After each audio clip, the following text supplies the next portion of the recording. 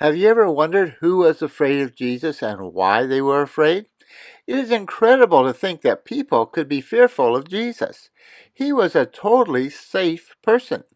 Women, children, and defenseless people all admired him and felt comfortable in his presence. They liked him and wanted to be with him. The religious rulers hated Jesus for exposing their hypocrisy and feared the consequences his actions might have with Rome, but they were not afraid of Jesus as a person. So who was afraid? If we look in Luke chapter 8, verse 37, we read, "Then all the people in the region of the Gadarenes asked Jesus to leave them because they were overcome with fear. So he got into the boat and left." The King James Version says great fear. Phillips translates it thoroughly frightened. The New American Standard Bible says gripped with great fear. What was it that caused these people to react in such a way? What did Jesus do? Jesus had simply sailed across the Lake of Galilee to the region of the Gadarenes. As he had landed with his disciples, he had been confronted with a demon-possessed man, a man that no one had been able to control. Jesus had freed the man, and for a reason known only to himself, he had granted the demon's request to go into a nearby herd of pigs, rather than into the abyss or the bottomless pit. The pigs had been driven mad and rushed down a steep slope, plunging into the lake and drowning. The pig shepherds had gone and spread the news of what had happened. A crowd had come to see what had happened for themselves. These people from the region of the Gadarenes had undoubtedly felt the anger or disgust of Jews for making a career out of such unclean animals. But Jesus had not criticized them for their profession. It was not the loss of their property or investment that caused them to be afraid of Jesus. If anything, that would have made them angry. Jesus had actually helped them. They had been unable to control these two men. Now, I know Luke only mentions one man, but Matthew, when he tells the story, states that there were two men there. These men were a danger to themselves and others. Now they were delivered and ready to be productive members of society. So why were they afraid of Jesus? When the townspeople arrived on the scene, they saw the formerly demon-possessed men clothed and in their right minds and sitting at the feet of Jesus. This was a power far beyond anything they had ever seen or imagined.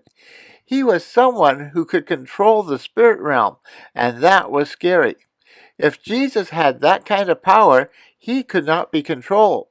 They had heard what had happened to the pigs and knew the Jews considered Gentiles unclean too.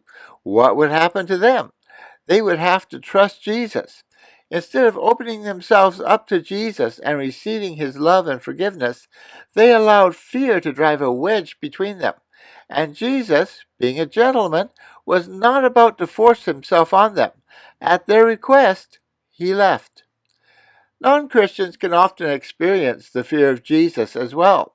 The fear of the unknown, the uncontrollable, of change. What will happen if they dare to open up their lives to Jesus? Will they be condemned like unclean animals? Will they be rejected?